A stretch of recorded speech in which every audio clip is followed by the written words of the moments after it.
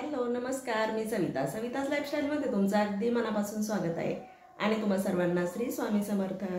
तर आज आहे नागपंचमी आणि नागपंचमीच्या तुम्हा सर्वांना खूप खूप शुभेच्छा। तर पहा, आता माझे सकाळचे घरातले सगळे कामं आवरून झालेत। आता मला नागदेवतेची पूजा करायची आणि दिंड करायचे। तर मी पुरण वगैरे सगळं शिजून ठेवले, आता फक्त दिंड करायचे, उकडून घ्यायचे आणि आपली घरात पूजा करायची। पूजा वगैरे माझं सगळं काही आवरलंय। त्यानंतर आता फक्त मला दिंड करून आपली नागदेवतेची पूजा करायची आणि त्यानंतर मग संध्याकाळी देवाला जायचं। तर चला, सगळ्यात पहिले आपण आपले दिंड करून घेऊया आणि त्यानंतर आपल्याला पूजा पण करायची आहे। तर पाहता, इथे सगळ्यात आधी मी पाणी उकळण्यासाठी ठेवते। आपल्याला दिंड उकडायचे, त्यामुळे पाणी उकळायला मी ठेवते।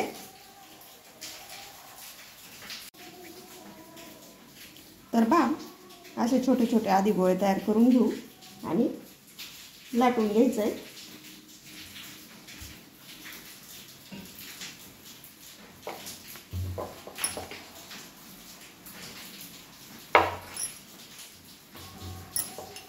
जास्त पातळ पण नाहीत आणि जास्त घट्ट पण नाहीत, असे दिंड आपल्याला करायचे। हे उकडले पाहिजेत आपले।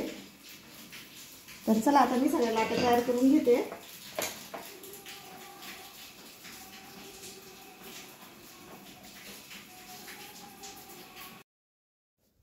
नागपंचमी हा हिंदू धर्मातील सर्पपूजनाचा सर्वात मोठा आणि महत्त्वाचा सण आहे।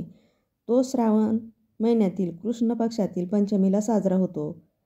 काही प्रांतात शुद्ध पंचमीला या दिवशी नागदेवतेची पूजा करून सर्पदंश, भीती, काळसर्पदोष, पितृदोष दूर करण्यासाठी प्रार्थना केली जाते।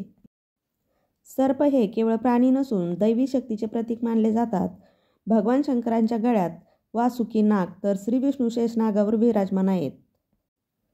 अनंत, वासुकी, तक्षक, पद्म, कंबळ, शंखपाल, धृतराष्ट्र व कालिया हे 8 प्रमुख नाग पूजनीय आहेत।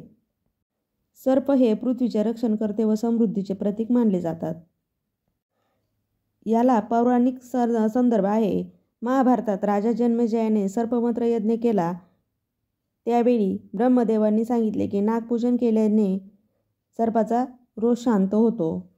गरुड पुराण आणि स्कंद पुराणात नागपूजनाचे विशेष महत्त्व सांगितले आहे। दक्षिण व उत्तर भारतात नागदेवतेसाठी असंख्य प्राचीन नागमंदिरे आहेत। या दिवशी नागांना दूध, लाया, हळद, कुंकू, फुले अर्पण केली जातात। या दिवशी नाग मारणे किंवा त्रास देणे टाळावे। शेतीत नांगरणी करणे, जमिनीत खणकाम करणे टाळले जाते। लसूण, कांदा व मांसाहार खाणे निषिद्ध मानले जाते। अशा काही गोष्टी आपल्याला या दिवशी करायच्या नसतात। श्रावण महिना चालू असल्यामुळे मांसाहार घरात कोणीच करत नाही। पहा, दिंड उकडण्यासाठी ठेवलेत मी। तर आता तोपर्यंत पूजा मांडणी वगैरे सगळं काही करून घेऊया आणि त्यानंतर मग नैवेद्य ठेवूया।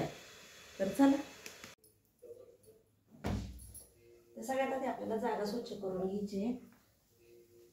आपण फरशी पुसलेलीच आहे सकाळी, परंतु थोडीशी हात मारला की स्वच्छ दिसते अजूनच।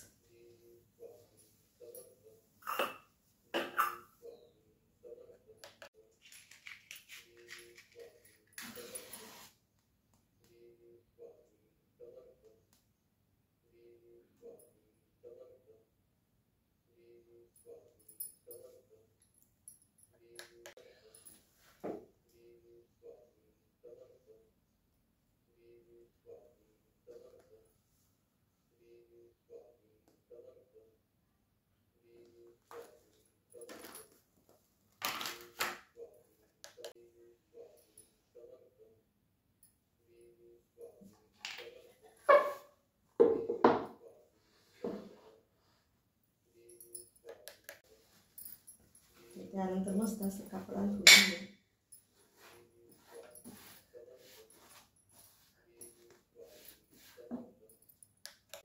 तर पाहता, इथं मस्त अशी ही फ्रेम मांडून घेतली आहे। आपण नागपंचमीच्या लाया आणतो त्यामध्येही येतं जिराजीवतिकाचं, तर ते चित्र मांडून घेतलंय। आता आपल्याला आहे ना नागनागिनीची प्रतिमा तयार करून घ्यायची आहे। तर त्यासाठी थोडेसे तांदूळ घेतलेत आणि ते इथं मांडून घेते अशा पद्धतीने।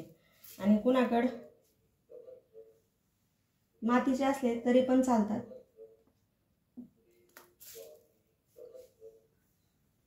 आता इथं मी 4 घेते काढून, कारण कसं नाग नागिन आणि तिची 2 पिल्ली.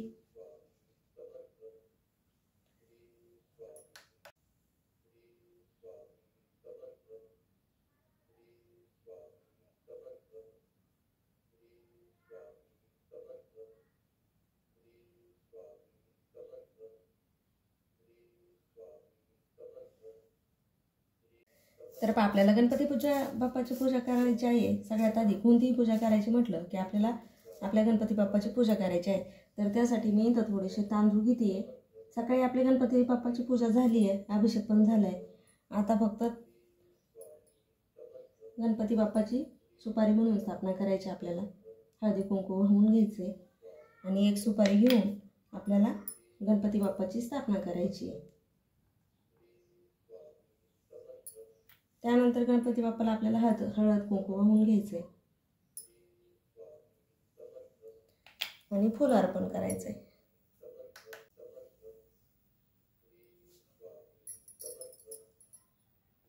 कोणतीही पूजा करताना आपल्याला तेलाचा आणि तुपाचा दिवा लावून घ्यायचा आहे. दिवे लावण्यासाठी मी थोडेसे तांदूळ ठेवत आहे, कारण तसे दिवे ठेवू नये म्हणून दोन्ही साईडने मी थोडे थोडे तांदूळ घेऊन त्यावर हळदी कुंकू वाहून घ्यायचं आहे.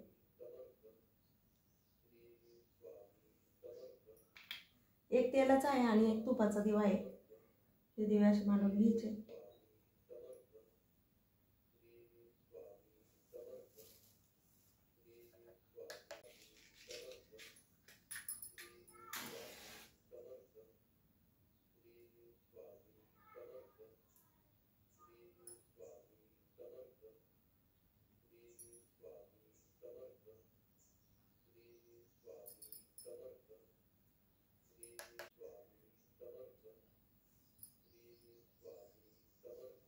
त्यानंतर दिव्यांना हळदी कुंकू वाहून घ्यायचं आणि आपण जी ही फ्रेम लावली तिथे पण हळदी कुंकू वाहून घ्यायचे.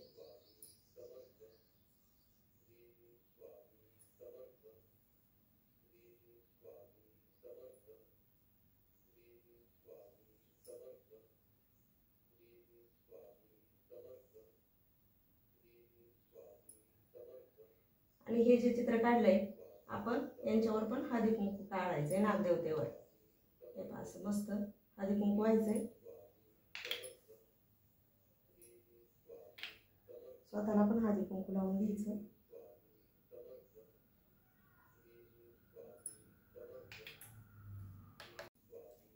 आणि फुलं वाहून घ्यायची.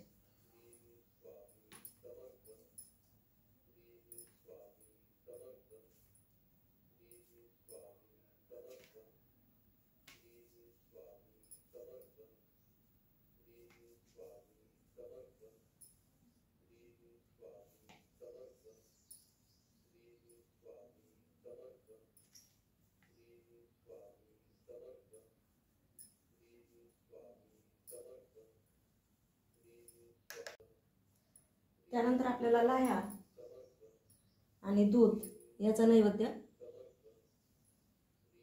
द्यायचा आहे. तर पहा आपली पूजा पण मांडून झाली आहे आणि हे उकडले काय आता आपण बघूया.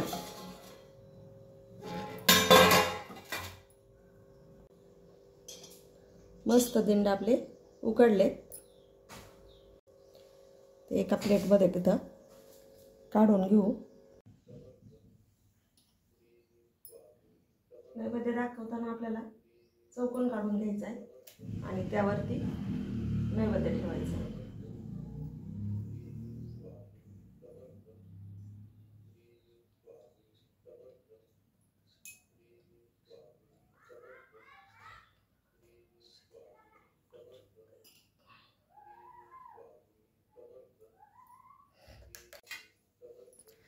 तर अशा पद्धतीने नागदेवतेची पूजा केली जाते नागपंचमीच्या दिवशी. नागपंचमीच्या आदल्या दिवशी पण वारुळाला जातात.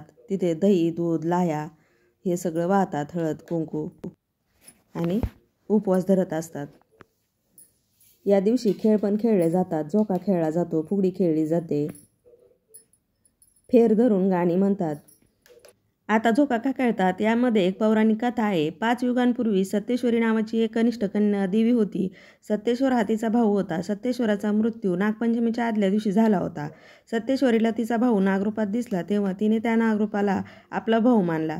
दुसऱ्या दिवशी सत्येश्वरीला नागराज दिसला नाही तेव्हा ती रानात चऱ्यावर भटकू लागली आणि स्वतः झाडांच्या फांद्यावर चढून पाहू लागली. त्यानंतर नागराजाने तिला दृश्य स्वरूपात समोर येऊन सत्येश्वराचे रूप प्रकट केले. तेव्हा ती आनंदाने झाडाच्या फांद्यांवर झोके घेऊ लागली आणि त्यामुळे स्त्रिया त्या दिवशी झोका खेळतात. झोका खेळण्यामागील उद्देश असा असतो, जसा झोका वर जातो तसा भाऊ प्रगतीच्या शिखरावर जाऊ दे आणि झोका खाली येतो तशा भावाच्या आयुष्यात आलेल्या सर्व अडचणी आणि दुःखे दूर होऊ दे. देवपूजा झालेली आहे आणि आता सगळं काही आवरलंय. आता बघूया संध्याकाळी देवाला जर निघले तर जायचंय, म्हणजे निघतातच बायका. जाऊया संध्याकाळी, ते पण तुमच्याशी थोडंसं शेअर करेन. तर बरोबर संध्याकाळचे 5:30 वाजलेत आणि आम्ही आवरून निघालेलो आहोत. आपण श्रावण महिन्याला श्रावण मास असे म्हणतो. श्रावण मास म्हणजे सणांचा मास असेही या मासाचे एक आगळे वैशिष्ट्य आहे. श्रावणातील पहिला सण नागपंचमीचा. या दिवशी स्त्रिया उपवास करतात, नवीन वस्त्रे अलंकार घालतात, नागदेवतेची पूजा करतात, नागदेवाला दुधाचा नैवेद्य दाखवतात. या दिवशी काही चिरू नये, कापू नये असा समज आहे. यामागील इतिहास आणि शास्त्र काय आहे ते आपण जरा पाहू. नागपंचमी हा सण श्रावण शुद्ध पंचमी या दिवशी साजरा केला जातो. सर्पयज्ञ करणाऱ्या जन्मेजय राजाला आस्तिक नावाच्या ऋषींनी प्रसन्न करून घेतले. जन्मेजय राजाने वर मागा असे म्हटल्यावर सर्पयज्ञ थांबवण्याचा वर त्यांनी मागून घेतला. जन्मेजयाने सर्पयज्ञ थांबवला तो दिवस पंचमीचा होता. शेषनाग हा त्याच्या फण्यांवर पृथ्वी धारण करतो. तो पाताळात राहतो. त्याला सहस्र फणे आहेत. प्रत्येक फण्यावर एक हिरा आहे. त्याची उत्पत्ती श्री विष्णूच्या तमोगुणापासून झाली असे म्हटले जाते.